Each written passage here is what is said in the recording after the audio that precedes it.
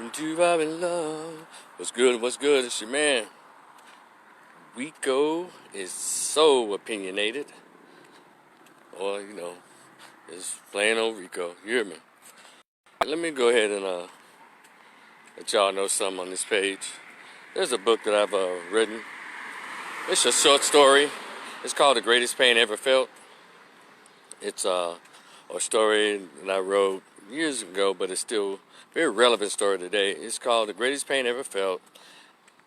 Conversation with my absent biological father who never wanted to be found. And basically it talks about when I accidentally found out about who my actual biological father was at the age of 22. But I didn't end up meeting him in person, face to face, until age 39. And when I'll just say this to cut through the mustard, I guess. When I knocked on his door, he came out and said, "What's up?" And I said, "What's up?" And he asked me, "Well, how'd you find me?" And I said, "Well, Kareem, what's good, bro? What's good? You made it over here, huh?" And so I said, he asked me, "Well, how'd you find me?" I said, "Well, Google MapQuest." And he said, "Well, I have to give you an A for effort because I've worked aggressively to prevent you from ever finding me. So if you'd like a copy of that short story, it's like 45, 50 pages. It's going to go quickly because what I've been told is a very juicy read. Page turner, an emotional roller coaster. And it's only $10. Cash out your boy. Cash out me, Rico the Opinionist. PayPal, Rico the Opinionist. $, Cash out Rico the Opinionist. Please send an email address with that Cash App payment because it's in a PDF format. And I can email it to you as soon as I receive your $10 payment. Thank you in advance.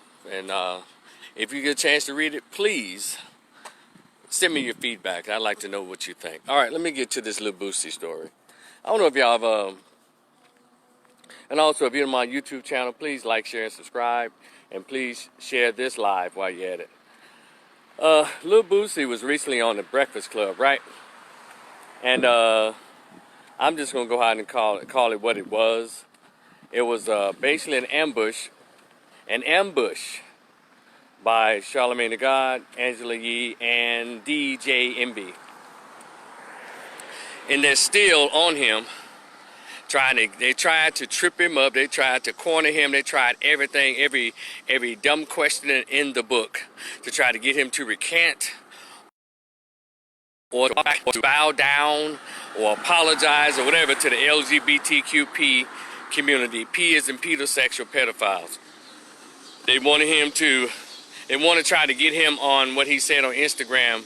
He said if Lil Nas X were to, let's say at an award show and he's in the audience and Lil Nas X decided to try to get naked, he's gonna run on stage and beat his ass. And they tried to hold him literally to that.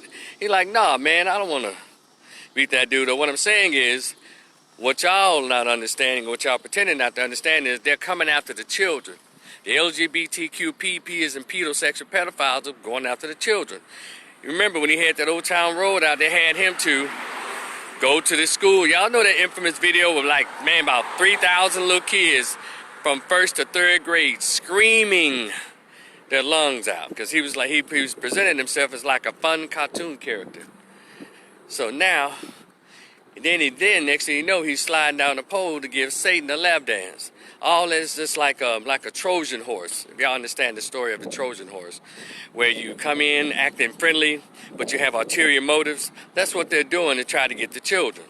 But I guarantee you one thing, Lil Nas X won't go on the Country Music Awards kissing on anybody. I guarantee you, Lil Nas X, if you get this video, I dare you to go to country music television or one of those country music award shows, American Country Music Award shows, or on CMT. Go to Nashville and do that crap like you did at the BET Awards. Express your sexuality, your freeness of your sexuality in front of those country white folks and see if you don't get your ass banned. See, everybody seems to know they can pull crap on black folks, but they respect everybody else. You're right, Kareem. Kareem says gay is New World Order. Well, it's already been in the world, and that's why it's out of order. Shout out to Sodom and Gomorrah. Or shout out to Salem. What's that town? Lot. and all of that. But, you know, for the religious folks, you understand what that means. A whole town was destroyed because you couldn't find not one or two or three people who would be following the Lord in a straight way. Lot had to try to find them and couldn't find them. So anyway, so Lil Nas X won't take his ass up there and disrespect the country music crowd, but he'll bring his little nasty ass and disrespect black folks. So they tried to pin Lil Boosie down with that, and he didn't fall for it. And there are people who want to write him off and just saying, instead of just saying Lil Boosie did a good job of fending off those jackals in that Breakfast Club interview, they would say, well, you know, he's ignorant. And he tried to push the vaccine, which you did. Shame on you, Boosie, for trying to push that damn vaccine. But that seemed to be the black celebrity thing to do these days, push the vaccine. Because everybody, all y'all want everybody to come back into the stadiums and shit. I get it, it's about money with y'all, like it always is with a lot of this stuff that's going on in this country, under capitalism. So, they tried to pin him down. And then Charlemagne, the lesser charge, he had the audacity to try to compare what Lil Nas X is doing. Not just Lil Nas X, but the LGBT period. He said, well, you know, you're saying that that's bad for kids, Lil Boosie. But what about the rap and hip hop? They've always talked about violence and killing each other and disrespecting women. I said, look at that slick dog. Gonna try to throw a non-issue in an effort to try to undermine what Lil Boosie is saying, but Lil Boosie didn't fall for it. Lil Boosie said, look, who do y'all think? Lil Boosie said, when I was a kid, I looked up to rappers. I was a kid. And who you think they're using to push this agenda to kids? The rappers. And all the rappers that want to get on, well, that's what they do. They sign on to do it. He says, I pay myself. You can't blackball me. He said, I liked the rappers when I was a kid. When y'all listening, go check out that interview. Because they understand the rappers are the ones who attract all of the children. Pied Piper. Y'all know that story? Play that sweet song that's directly towards the children. Just like the ice cream truck. And children hear those sounds and they come running. And that's how they use the rappers. That's why you see these rappers wearing dresses and wearing all these man purses and merces, and you got these black male athletes wearing little ass clothes. Shout out to LeBron James. And all these wearing all these weird effeminate outfits. It's to get the children. They've already conquered grown people. They've already conquered the Christians and the other religious groups. Now it's time to get the children. See, Dr. Jawaza Kunjufu, back in the day, author and researcher of black male studies, he said in order to have a destroyed man or black man, you have to destroy them as children. LGBT understands that strategy. In order for them to keep going, in order for their community, their rule to continue, you have to start with the youth. If you start with them in Head Start, in kindergarten, in first grade, by the time they're 14 years old or 13 years old, it'll already be in their head. It'll already be socialized, normalized. That's why they go for the children. And so what does that mean to those of us who are heterosexual human beings who are trying to keep our community, keep the human race going? You can't keep the human race going when we're doing what they do. That doesn't produce children. That doesn't even produce real relationships. And so they tried to tie Lil Boosie up, but he wasn't falling for it. So when they realized he was countering all of their points with those dumb questions, Charlemagne the God, let me say this really quickly to you. You know, I don't really take that stuff seriously, what y'all do at the Breakfast Club. Sometimes y'all hear the mention, you have Dr. Claude Anderson on there, that's cool. When you have Umar Johnson, the last appearance of Dr. Umar Johnson was excellent. That was epic. So I'll give it to you. Y'all have a variety of people, but what I don't like is your purposeful agenda to push the LGBT. And that's what y'all do. And Charlemagne, you have it the worst. You sit there and you showed that man so much aggressive energy. Well, won't you just leave people alone, Lil Boosie? Why don't you, almost flexing and balling your fist beside that dude. But what you know, when you did not flex your muscles or ball your fists up, Charlemagne the God, is when that old racist white man, when you interviewed that old racist white man who eventually became president with dementia, and you couldn't even ask him questions. He was so condescending and dismissive of you, and you sat there like a 5-year-old little boy with wide eyes and just let that white man talk to you like a boy. But you want to get all huffy and aggressive with Lil Boosie sitting next to you. See, that's why nobody can take y'all seriously. Nobody can take you seriously. And so, he was so dismissive of you that when you attempted to ask him some real questions, particularly when you asked him about voting and all of Trump, he said, hey man, if you don't vote for me over Trump, well, you ain't black. He said that to you in your face, and you didn't say a word. You sat there like a little bitch and let him totally disrespect you, totally disrespect your so-called journalistic integrity. But you're going to get beside Lil Boosie and try to be the biggest cheerleader with a pink hat on and a pink bow for the LGBT against another black man who dared to be a free thinker. Y'all pay attention to this shit. So I say, Lil Boosie, you did a good job. I don't agree with all the stuff you were talking about in your music. I don't agree with 97% of what the black rappers are talking about, meaning the ones that these white and Jewish and homosexual owned record labels, they distribute it, they fund it, and they put it out there. In that instant. I don't agree with a lot of that crap, but what I do agree with is freedom of speech and the right to be masculine and a man. And that's what Lil Boosie is pushing. And also independent. And I appreciate Lil Boosie bringing the baby on, because see, that's a power move. They think they can cancel him out as if other people don't know how to make money. Lil Boosie is an independent underground artist. And he stands by that and he's still building. So I have to give him that. And I'm glad he made that move. And I hope the other black rappers can understand what he's been doing for years. And they're scared to go out, as they say, step out on faith. And have confidence in your ability to be a man and create your own. They're afraid. They sign off on this shit. And so, and also in that interview, Lil Boosie said a lot of people be calling him.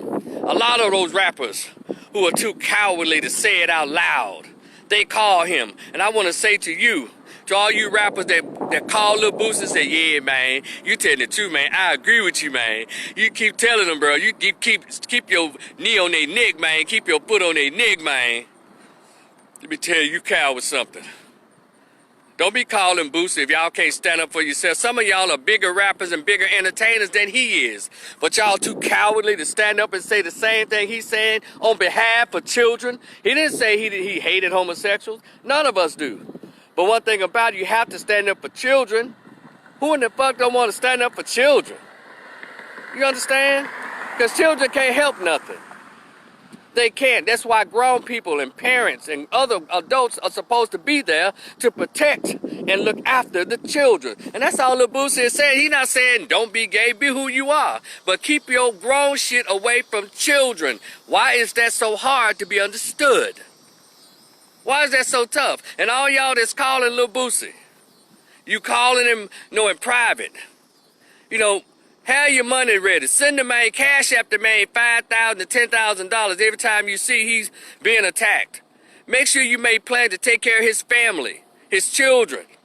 Make sure y'all continue to take care of him. Because if y'all gonna use him as Jesus Christ, you know what that concept is, right? Jesus Christ stood up for cowards, gave of himself for cowards so they can live life and abundantly. Then said, well, if it weren't for Jesus Christ, he died for all our sins. It's time out for that.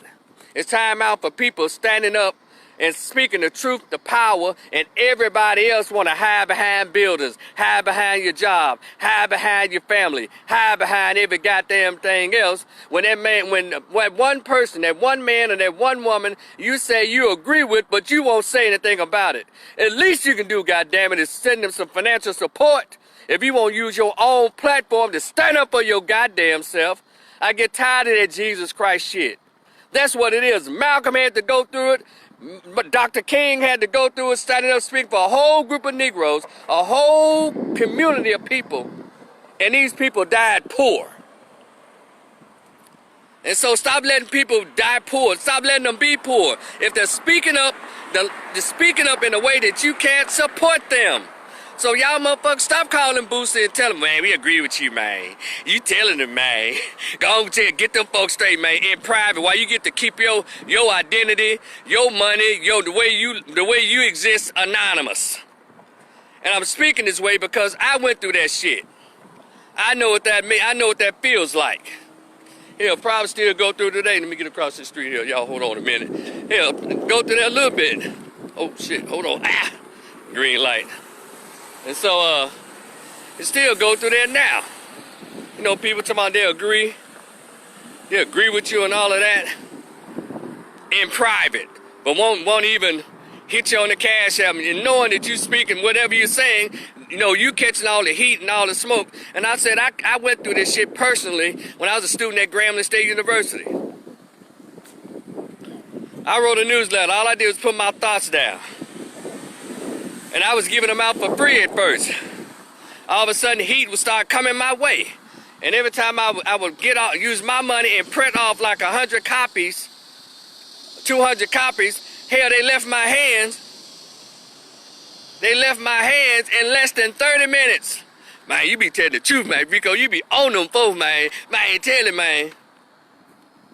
But I'm around there still barely making it. And so I said, okay. How about this then? So I started asking for donations. Because I was like, okay, all they like to do is think shit is funny and snicker and think it's some kind of drama. And I'm out here sharing my thoughts of things that I see that's going on at the university or what's going on in the world. Things that the so-called campus leaders that never say shit about. Your fraternities didn't say shit about it. Your sororities didn't say shit about it. Your student government association didn't say shit about it. None of the administration didn't say shit about it. I said I said it, goddammit. And it was those same folks. They knew more than what I knew, but I guess I was the dum-dum to say the shit out loud. And I caught the heat. I caught all the goddamn isolation. I caught the eye rolling. I caught the fucking physical threats. But motherfucker, man, even 25, 30 years later, man, you told the truth, man. Yeah, man, you was telling them folks, man, motherfuckers mad at you, bruh, back then for saying it. But goddamn it, if you agreed with me back then, how come I didn't see you? But I guess they were showing their agreement by getting my pay or donating the 50 cents or $1 for the newsletter. And we as a community have to stop this crap. We're gonna have to stop one person go out there and speak for millions of blacks. And that's not we volunteer to do this shit like that. Y'all understand how people are chosen? Y'all think only Christians are chosen by God to say certain things and do certain things in the height of opposition or going against a narrative? Y'all actually believe that? Y'all think God is only connected to Christian folks and Muslim folks? Us non-believers too, goddammit. Hell, he called more of us to do more of the work than y'all. Cause he know y'all gonna hide behind religion. We ain't got nothing to hide behind. We don't believe in all that shit. We just go out and be men and be women. As they say, non-believers. But we speaking more truth than the so-called believers do. Because they obviously don't believe in being next to Jesus the way they say. Because you have to do one thing to get next to Jesus, goddammit, you got to die. And religious folks, be it Muslim, be it Hebrew Israelite, be it Christian, they don't want to go that route to be with Jesus or Allah or whatever. Y'all stop playing games. At least you can do is make sure those who are standing up are saying what you say you agree with in private. Least you can do is show your goddamn support. Numbers when you need it, or goddamn it, financial support. And I don't want them to do that to Lil Boosie. Cause if I get a chance to talk to them, man, fuck them. Hang up on them, man. And they ain't trying to sing you no check or nothing, cause that's really big to go against what they're talking about in the damn music industry. Like damn that. I tell Lil Boosie, man, don't risk your shit for these cowards. You speak for yourself. But he said, man, He said, man, I feel like I'm speaking for a lot of people who can't speak for themselves. And no, that's his assignment. That's his calling. He can't help it. You can't make nobody who got an assignment to stop doing their assignment. They're like, couldn't nobody make me shut up back in the day. I don't care what you said. You couldn't make me shut up. You know, all these folks like, well, I got a family. Hell, you don't think Medgar Evers had a family, goddammit? You don't think Malcolm X had a family? You don't think Dr. King had a family? Fannie Lou Hamer had a family? Ida B. Wells had a family? You don't think they had a family too, damn it? Hell, even Jesus had a family. Keep reading your Bible. So what are you talking about? I got a family. What I be talking about, man? Don't do that. So, Lil Boosie, man, congratulations. These people, y'all, at least y'all can do. You know, motherfuckers don't, we need more than pats on the back. Lil Boosie need more than pats on the back. The man need protection and hell, hit the cash app on motherfuckers around here. If y'all know the people telling the truth, you see the heat that they catching. What y'all think the shit is funny or something? You think the people who catch the heat for being labeled militant, y'all think that's cool? Y'all think people get a kick out of that? Nobody gets a kick out of being named a militant, because we already know that that's like a target. Almost like being marginalized. Look up the word marginalized. What marginalized means is, if in case you don't know, it means taking a group systematically or socially through media, print, radio, TV, articles, literary articles or what have you, speeches, conferences or whatever, taking you away from a group and pushing you out by yourself away from everybody. And then they spread the propaganda saying you this, you're that, you're this, you're that. You know how it goes. And then when everybody else is confused about who you are and what you're about, next thing you know, bullshit start happening to you. Then, if shit happen to you, well, you know, that's a brave man for saying that. You sit your punk ass right there and watch the people go through it. So it's time out for that. It's time out. Y'all see the people doing the work, help them. Protect them. Let them know something, because everybody is scared. They work in all these systems. But anyway, keep doing your thing, Lil Boosie. Again, I don't agree with everything he says, but when as they say, even a broken clock is right at least a couple of times during the day, I'll take that. And all these folks are trying to minimize him and saying, well, he ignorant. He said a lot of ignorant stuff. Well, he wasn't ignorant on the Breakfast Club. Then they said, well, he couldn't really articulate what he was saying. No, his words weren't really just flowing. How come I understood everything he said?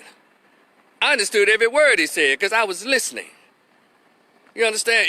See, anything that you want, you'll get. You go after. See, I wanted to hear what he had to say. I wanted to understand. When you don't want to hear nothing and you don't really, you kind of you've written people off, well, you come up with this. I didn't understand what he was saying. I was reading on Facebook, somebody said, maybe I'm an old man. I don't know what language he was speaking. And I responded to that fool. I said he was speaking English. So, y'all cut it out, man. You're not helping. But anyway, it's about to get dark, man, so I got to get my run on. So y'all be cool. We'll talk in the future. Fool with me if you're cool with me on my book, or just, hey, hit your boy on the Cash App. We'll talk in the future. Y'all be cool. Rico the opinionist. Rico is so opinionated, or however you want to do it. Holler at me. Peace.